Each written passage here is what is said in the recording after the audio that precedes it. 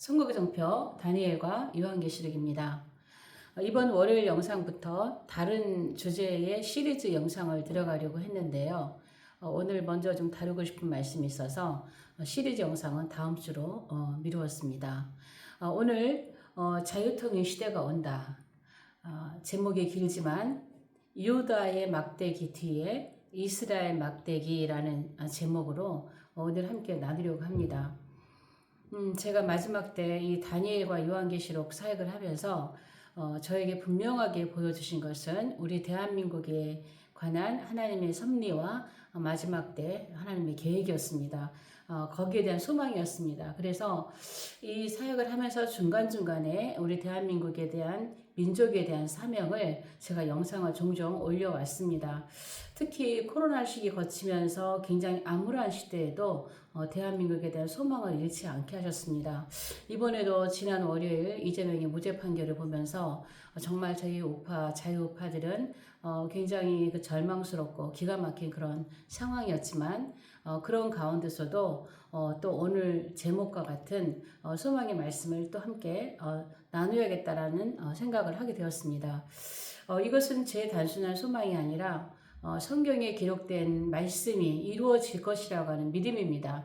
우리나라가 욕단의 우선이 맞다면 반드시 이 하나님의 예언들, 이 하나님의 말씀들은 이루어질 것이다 라고 하는 그런 말씀이죠.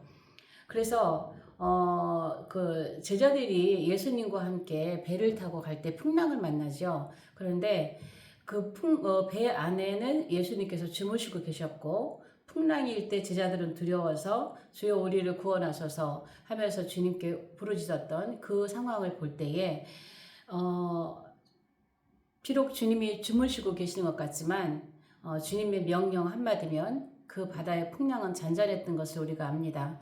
우리나라가 아직도 정치계나 종교계 12.7 대회 이후에 여러 가지 WCC, WEA 여러 가지로 종교계도 많이 시끄럽고 정말 마지막 때 배도길로 가는 이러한 모습들로 인해서 우리가 정말 이 풍랑이는 파도를 보면 정말 우리나라에 소망이 있을까라는 그러한 절망감이 빠질 때도 있지만 분명한 것은 우리가 탄 배 안에 주님께서 함께 계신다는 것을 믿습니다. 그러한 소망을 가지고 오늘도 이 주제를 가지고 이스라엘 백성들 에스겔에서의 예언된 말씀을 기반으로 해서 함께 좀 나눠보려고 합니다.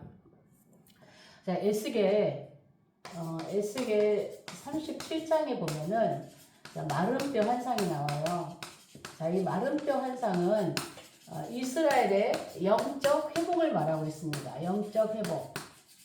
지금 이스라엘이 육적 회복은 이루어졌지만 나라가 건국됨으로 이루어졌지만 영적 회복은 아직 이루어지지 않았지요. 이스라엘 민족이 지금 그러니까 개인적으로 그 메시아닉주들이 주님 앞에 돌아오긴 하지만 이 영적 회복이라 하면은 민족적 회복입니다. 민족 전체가 주님 앞에 돌아오는 그러한 회복을 말합니다. 그래서 이 회복은 이제 후 3.5년 들어가면서 이제 이들이 돌아오기 시작하게 될 것인데요. 자, 에스겔 37장의 마른뼈 환상을 통해서 이스라엘 회복이 나오고, 그 다음에 에스겔 38장에 그 유명한 공마곡 전쟁이 나오죠. 자, 공마곡 전쟁.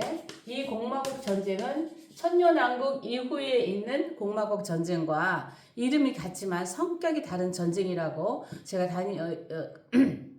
전쟁 부분을 다루었을 때 다루었던 부분이죠. 공마곡 전쟁이 있고 그 다음에 이어서 에스겔 39장에 보면은 무슨 전쟁의 흔적이 있느냐, 아마겟돈 전쟁의 흔적이 보여요. 이 흔적이라 하면 새들의 잔치입니다. 새들의 잔치. 자, 이 새들의 잔치는 에스겔 39장 17, 18절에도 있지만 요한계시록 19장 똑같아요. 17, 18에 새들의 잔치가 나와요. 그래서 39장에는 새들의 잔치는 아마겟돈 전쟁의 흔적이라 이렇게 보면 됩니다. 그래서 에스겔 38장의 공마곡 전쟁은요, 많은 사람들이 우리 앞에 다가오는 3차전으로 해석하는 분들도 많이 계시지만 이것은 3차전이 아니고 에스겔 38장 전쟁은 7년 거의 끝에, 후 3년 반 거의 끝에 일어나는 전쟁이고, 이 에스겔 38장 공마곡 전쟁은 아마겟돈 전쟁과 상당히 근접해 있는, 에스겔 38장 전쟁이 마무리되면서 아마겟돈 전쟁으로 확산되어지는 그러한 형태로 제가 전쟁 부분을 다룬 부분에서 이 부분을 말씀을 드렸습니다. 그래서 이 아마겟돈 전쟁과 공마곡 전쟁은 굉장히 근접해 있다. 그리고 이어서 에스겔 40장부터 천년왕국의 에스겔 성전 얘기가 나오고 이때부터는 쭉 뭐냐면 끝까지 48장까지 천년왕국에 대한 얘기입니다. 천년왕국, 메시아 왕국, 천년왕국에 대한 말씀이에요. 그렇다면 이 말씀들은요, 에스겔 37장에 이스라엘 백성이 회복된다고 하는 것은 후 3.5년에 돼서 그들이 이제 서서히 주님 앞에 돌아오게 되면서 후 3.5년 거의 끝에 공마고 전쟁을 통하여 또 아마겟돈 전쟁을 통하여 그리고 이들이 이제 메시아 왕국의 천년 왕국의 메시아 왕국의 주 세력 민족으로 들어가는 그러한 장면을 에스겔 37장부터 쭉 보여주고 있다라는 것이죠. 그러면 여기서 제가 다루려고 하는 말씀은 37장에 있는 에스겔 37장 19절에 보면 여기에는 이제 중요한 의미에 있는 말씀이 있어요. 자, 여기에서 이스라엘 백성이 하나님 앞에 돌아와서 민족적으로 돌아와서 이제 천년왕국에 들어가서 자 메시아 왕국에 들어가서 어떤 나라의 형태로 하나님을 섬길 것인가. 그리고 여기 들어가면 이때부터 이스라엘 민족은 정말 주님 앞에 제사장 국가로서의 사명을 완수하게 됩니다. 그래서 그렇게 될 때에 이스라엘 백성의 이 나라의 상태는 어떻게 될 것인가 라는 말씀이 19절에 중요한 말씀이 있어요. 거기서 뭐냐면 여기서 에브라임 손에 있는 자 에브라임이란 말이 나오고 에브라임 손에 있는 자 요셉 자 요셉과 그 짝 이스라엘 지팡이들의 막대기가 나와요. 그리고 또 뭐가 나오냐면 유다 막대기라는 말이 나와요. 유대가 아니고 유다죠. 자 유대는 지역 이름이고요. 유다는 지파죠. 유다 막대기. 자, 이 말씀이 나오는데 에브라임이 요셉의 둘째 아들이죠. 그 다음에 이스라엘이 북왕국이고 유다가 남왕국이에요. 그 이스라엘 북왕국의 초대 왕 여로보암이 에브라임 지파입니다. 에브라임 지파. 그래서 에브라임 손에 있는 요셉 그 짝 이스라엘 막대기 그다음에 유다 막대기를 나오는데 자, 이 막대기를 두 개를 만들어라는 거예요. 두 개. 막대기를 두 개를 자, 막대기 두 개를 이렇게 만들어서 하나의 막대기는 유다라 쓰고 자, 하나의 막대기는 이스라엘이에요. 자, 이스라엘. 요 막대기를 붙이는데 어떻게 붙이느냐? 유다 막대기 뒤에다가 이스라엘을 붙이라는 거예요. 이스라엘 막대기를 유다의 막대기에 붙이라는 거예요. 그렇게 해서 요 막대기가 두 개가 아니라 하나의 막대기가 되게 하라는 거죠. 하나의 막대기. 그러니까는 남왕국 유다, 북왕국 이스라엘이 천년왕국에 가면 두 개로 민족이 나라가 나눠지는 것이 아니라 하나의 나라가 되면 이때 뭐가 오냐? 통일 왕국 시대가 오는 거야. 실제 다윗의 나라가 이제 회복이 되는 건데 이렇게 해서 통일 왕국 시대가 와요. 그러면 통일 왕국 시대를 이루었을 때에 통치자는 누가 될 것이냐? 통치자. 이 통일 왕국 시대의 통치자 왕은 어디서 나올 것이냐? 유다에서 나올 것이냐? 이스라엘 나올 것이냐? 말씀하시기를 내 종 다윗이라 그래. 다윗이 통일 왕국의 통치자가 될 것이라 그래요. 그래서 에스겔 37장 24절, 25절 또 에스겔 34장에도 이런 말씀 나와요. 23절, 24절 여기 보면 내 종 다윗이 그들의 왕이 될 것이라는 말씀을 하세요. 그래서 천년왕국에 들어가서 이들이 나라가 하나를 이루는데 반드시 유다 막대기 뒤에 이스라엘 막대기를 붙여서 하나가 되게 하고 그 나라의 통치자, 그 통일 왕국의 통치자는 다윗이라. 그래서 천년왕국 가면 메시아 왕국 가면 이스라엘의 다윗 왕국이 실제로 회복이 되는 거예요. 그래서 여기서 비로소 이스라엘 민족은 메시아 나라에서 제사장 국가의 사명을 감당하는 거예요. 제사장 국가. 그러니까 이스라엘은 여기는 이제 벨렉이잖아요. 벨렉. 자, 이스라엘은요, 우리가 살고 있는 아담의 나라에서는 제사장 국가로 부름받았지만 그 사명을 완수 못합니다. 지금 이스라엘은 60%가 하나님을 믿지 않는다고 그래요. 참 놀라운 이야기인데, 이스라엘과 관련된 그러한 말씀을 들을 때에 그런 방송을 들어보면은 60%가 하나님을, 예수를 안 믿는 게 아니라 여호와 하나님도 안 믿는데요. 그만큼 이 나라가 이스라엘이 타락을 한 상태라는, 그럼에도 불구하고 하나님은 이스라엘을 결코 버리시는 것이 아니라 하나님의 계획, 하나님의 예언, 하나님의 말씀에 기록된 대로 반드시 이스라엘을 회복시켜요. 그래서 그들은 후 3.5년, 혹독한 후 3.5년을 지나면서 이제 서서히 회복되고 천년왕국에 들어가서 비로소 제사장 국가의 사명을 완수하게 되어지는 나라가 이스라엘입니다. 이것은 이스라엘의 어떤 선한 것이 있어서도 아니고 하나님의 섭리고 하나님의 뜻입니다. 하나님의 계획입니다. 그것이 이루어지는 것이죠. 저는 이 말씀을 통해서 그대로 저는 우리나라에 적용을 하고 싶어요. 왜냐하면 이스라엘이 벨렉이라면 우리나라는 욕단이란 말을 제가 많이 해왔습니다. 욕단의 뜻이 그가 작아질 것이다. 작아질 것이다. 자, 동생 욕단이 대한민국이라고 제가 이 사역을 하면서 중간중간 하나님께 주신 그 소망을 따라서 대한민국에 대한 비전에 대한 영상을 많이 올렸어요. 그래서 제가 아마 한 5년 전인 것 같은데요. 가장 조회수가 많은 게 벨렉과 욕단이라고 하는 영상이에요. 그래서 오래전에 올렸지만 저는 분명히 대한민국이 욕단이라고 믿습니다. 왜? 그가 작아질 것이다. 욕단 임금께서 우리나라 이 한반도의 나라를 세우실 때는 땅덩어리도 무척 컸지만 마지막에 가장 땅덩어리가 작아졌어. 그가 작아질 것이다. 가장 작아진 땅덩어리의 이름이 뭐냐면 대한민국이에요. 대한민국. 정치, 그 당시에, 이 대한민국 건국될 당시에 그 정치의 그 정세가 그 주변이 전부 다 빨갛게 물이 들었습니다. 공산주의로. 그러나 남쪽 이 꼬랑지, 우리나라에도 반토막 갈라진 이 작은 꼬랑지 하나는 자유 대한민국으로 파란색으로 되어 있는 지도들을 아마 본 사람들도 계실 것입니다. 자, 그가 작아질 것이다. 그래서 이 대한민국이 이승만 대통령께서 건국하시는 배경을 보면 이승만 대통령은 사실은 목회자가 되려고 신학을 했다고 그래요.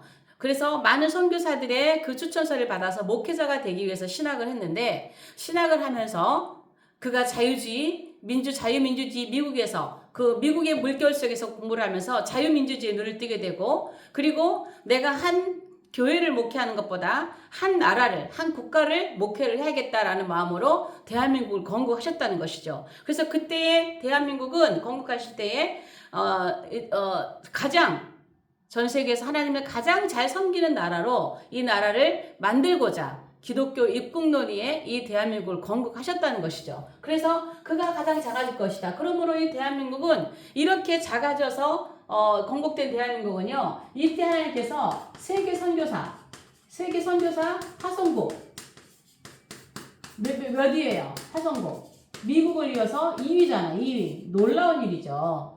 이 작은 나라가 하나님께서 제사장 국가로, 지금의 아담의 나라에서 제사장 국가는 이스라엘이 아니에요. 대한민국 욕단입니다. 벨렉이 아니에요. 벨렉은 메시아 나라에서 제사장 국가예요. 그것을 완수합니다. 그러나 대한민국은 우리가 살고 있는 이 아담의 나라에서 제사장 국가의 사명을 감당해요. 그런데 아직 우리나라의 사명이 완수가 끝나지 않았어요. 아직도 복음이 전 세계로 확장되어져야 되고, 아직 미종족국에까지 복음이 들어가야 할 그러한 시간들을 남겨놓고 있다고 봅니다. 그렇다면 지금 우리나라는 정치적으로나 종교적으로나 너무나 어둡고 암울하지만 하나님께서 이 나라를 결코 버리지 않을 것이라는 저는 믿음이 있습니다. 이스라엘이 지금 그렇게 범죄하는 그러한 그래서 그 계시록 11장에 보면 이스라엘이 영적으로 소돔 같고 애굽 같다 그러죠. 그러니까 그만큼 타락한 도시라는 거예요. 그와 같이 대한민국도 지금 하나님께서 기뻐하실 만한 그러한 나라의 상태는 아니지만 하나님께서 계획과 섭리를 따라서 이러한 허물이 있음에도 불구하고 하나님의 계획은 이루실 것이라고 믿는 것이죠. 자, 그럼 이 그림을 보자고요. 이 그림을 봤을 때 우리나라도 막대기가 2개예요. 막대기가 2개인데, 자, 2개의 막대기를 이렇게 2개의 막대기를 붙인다면, 자, 우의 막대기가 어느 막대기가 되어야 될까요? 자, 우의 막대기가 대한민국입니다. 대한민국 뒤에 북한에 막대기를 붙여야 됩니다. 지금 나눠져 있는 이 나라가 대한민국의 막대기 하나와 북한의 막대기 하나를 이렇게 했을 때에 대한민국 뒤에 북한의 막대기를 붙여야 돼요. 그래서 한 나라가 돼야 돼요. 한 나라가 돼서 통일국가 시대가 되면, 통일국가가 되면 통치자는 누가 될 것이냐? 통치자. 통일국가의 통치자는 누구냐? 어디에서 나와야 될 거냐? 북쪽이냐 남쪽이냐? 성경대로 하면 남쪽입니다. 그 누가 될지 모르지만 남쪽의 통치자가 통일국가의 통치자가 되어야 한다는 것이죠. 그러나 우리 현실은 지금 어떤가요? 대한민국 자유민주주의 체제를 전복시키려고 하는 세력들은 이것을 거꾸로 하려고 하죠. 거꾸로 어떻게 하라고 해요? 이렇게 북한에다가, 북한 뒤에다가 대한민국을 붙이려고 하죠. 자, 그래서 여기에 통치자를 북쪽 사람을 세우려고 하죠. 자, 이건 뭐예요? 성경에 완전히 반대된 거예요. 하나님의 뜻과 계획에 완전히 거스르는 거예요. 완전히 역행하는 거예요. 바로 이 모습대로, 자, 남쪽 유다처럼 남쪽 대한민국이 막대기가 위로 올라야 되고, 북쪽 이스라엘처럼 북한이 막대기가 뒤로 붙어야 돼요. 그래서 통치자는 북쪽이 아니라 남쪽의 통치자가 될 것이라고 믿어요. 왜? 우리는 욕단이니까. 형님 벨렉처럼 우리도 똑같은 구조로 하나님께서 섭리를 이루어 가실 것이라고 저는 믿습니다. 그렇다면 여기에서 저는 이렇게 우리나라가 이렇게 될 것이라는 소망만 갖고 있느냐, 행동도 같이 하기를 원하는 거예요. 저도 부족하지만 이렇게 하나님의 섭리가 이루어질 것을 믿고 성경대로 이루어지길 기도하고, 나라를 위해서 기도하고, 대통령을 위해서 기도하고, 그리고 행동할 수 있는 것이 있다면 행동하려고 해요. 그건 뭐냐? 여러분, 광화문 운동이에요. 광화문 운동. 자, 광화문 운동. 자, 광화문 운동의 최종 목적은요. 광화문 운동의 최종 목적은 자유통일입니다. 자유통일이에요. 정광 목사님께서 하시는 운동의 최종 목적은 자유통일이에요.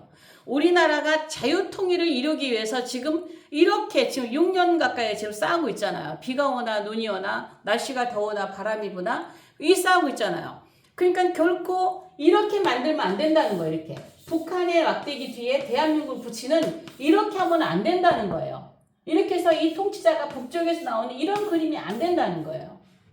그래서 싸우는 거예요.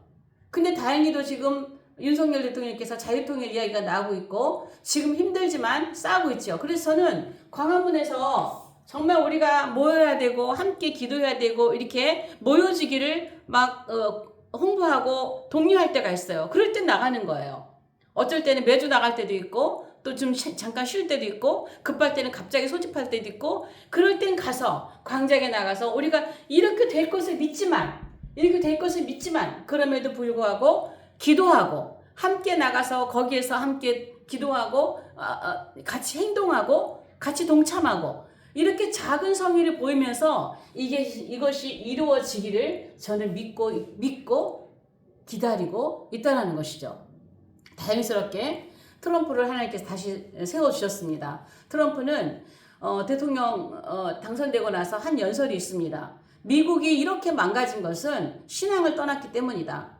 쉽게 얘기해서 하나님을 떠났기 때문이다. 종교를 떠났기 때문이라고 하지만 결국은 기독교 하나님을 떠났기 때문이라는 거예요. 그래서 이렇게 미국이 무너졌다라는 거예요. 그래서 이제 다시 이걸 회복해야 된다. 신앙을 회복해야 된다. 그래서 우리 미국이 정말 하나님을 축복하시는 그러한 나라로 다시 세워져야 된다. 이런 연설하는 걸 들었어요. 얼마나 부러운지 모르겠어요. 미국이라고 하면 저는 트럼프 개인을 막 이렇게 추정을 하는 게 아니라요.